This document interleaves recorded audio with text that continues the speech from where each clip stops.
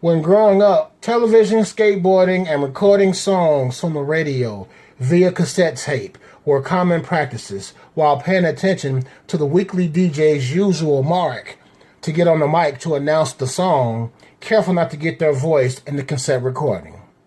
It was a staple in those times.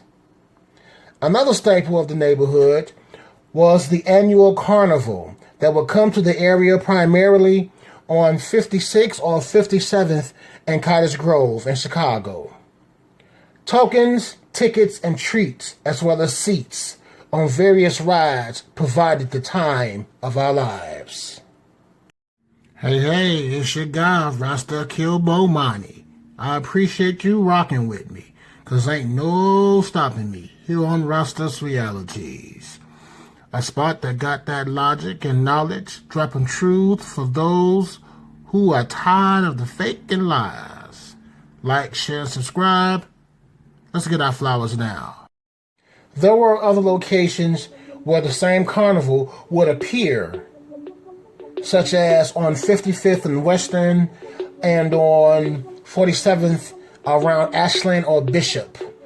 And the thing that was also a staple was the whack-a-mole game.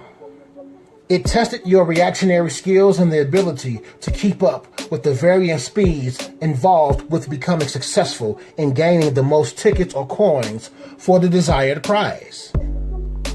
While doing some meditation recently, those days and times were recalled, and it brought up feelings of happiness and that the carnival presented. And it got me thinking as it relates to support in our families and communities and the lack of, especially when it comes to men's support. For those who are not familiar with whack-a-mole, it's a game where you grab a soft mallet, insert tokens, coins, and the moles pop up in holes in various positions, and you have to hit them at the time that they pop up to gain the highest score and tickets.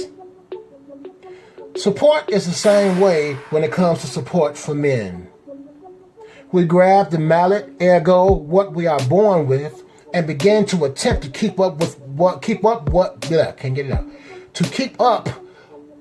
what life dishes at various speeds, all while trying to gain support along the way. The mole represented the support.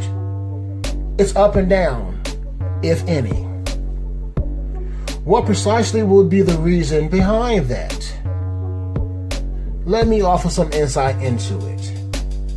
We as imperfect beings have the habits of holding on to hurt that was done to us and make future decisions in past hurt during present times.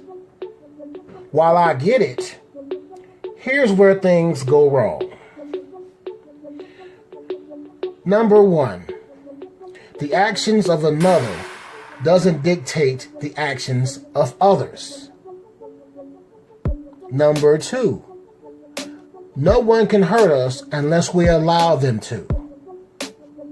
Number three, maybe it is you that needs to check yourself for the company that you keep.